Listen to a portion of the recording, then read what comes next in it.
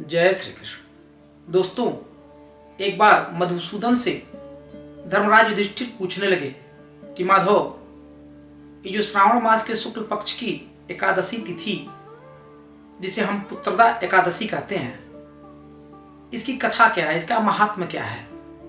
तब भगवान श्री कृष्ण प्रसन्न होकर के धर्मराज युधिष्ठिर से कहने लगे कि हे युधिष्ठिर, तुम अत्यंत ध्यान पूर्वक कथा को श्रवण करो। एक महिष्मती नामक नगरी थी, उसमें महिजीत नामक राजा राज्य करते थे। बड़ा ही धर्माचरण कार्य करने वाले राजा थे। प्रजा पूरी तरह से उनसे संतुष्ट थी, खुशहाल थी।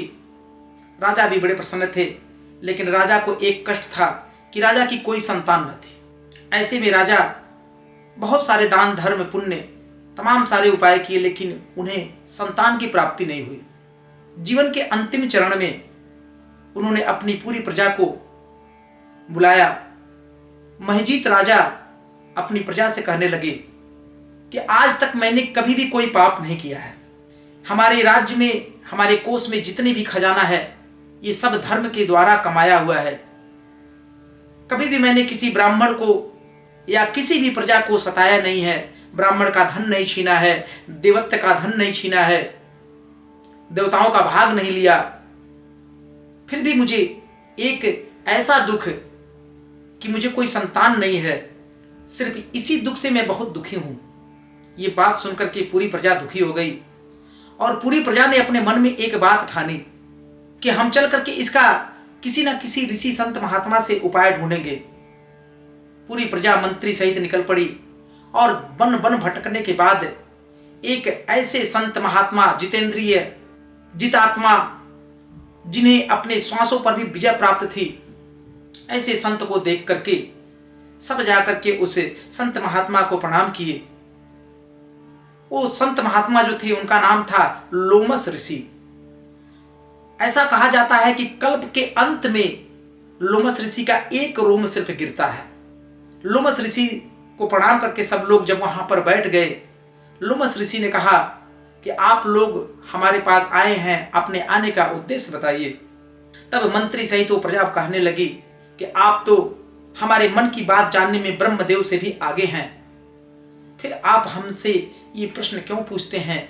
लेकिन इसके बावजूद भी अगर प्रश्न पूछते हैं तो हम कहते हैं कि हमारे राजा जो है महिजीत, हम महिष्मती नामक नगरी से आए हुए हैं, हमारे राजा का नाम महिजीत है। भगवान, उन्हें कोई संतान नहीं है, इसकी वजह से वो अत्यंत दुखी रहते।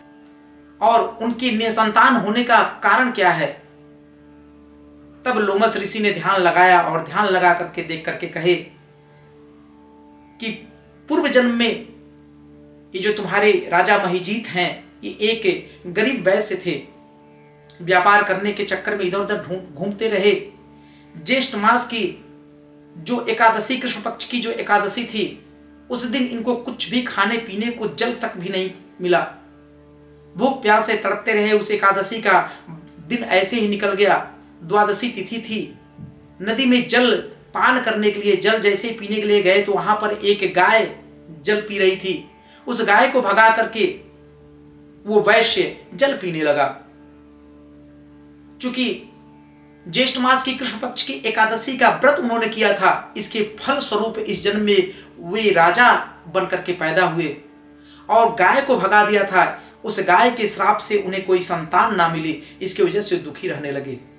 तब सबने हाथ जोड़ करके कहा कि इसका कोई तो प्रायश्चित होगा, कोई तो उपाय होगा जिससे राजा को संतान की प्राप्ति हो जाए। तब लोमस ऋषि ने कहा, हाँ, एक उपाय है।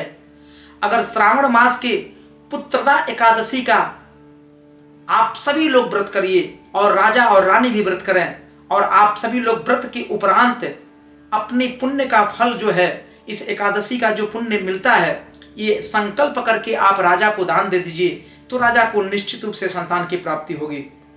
सभी प्रजा लोमस ऋषि को प्रणाम करके चली आई अपनी नगरी में। और सब श्रावण मास के शुक्ल पक्ष की ये जो पुत्रदा एकादशी है, इसे पवित्री एकादशी भी बंधुओं कहते हैं। उस दिन पूरी प्रजा, मंत्री, सब राजा के जितने भी नगरवासी थे, सब लोगों ने इस व्रत को किया और दूसरे दिन यानी कि द्वादशी तिथि पर सबने अपने पुण्य का पुण्यार्चन राजा के नाम पर कर दिया।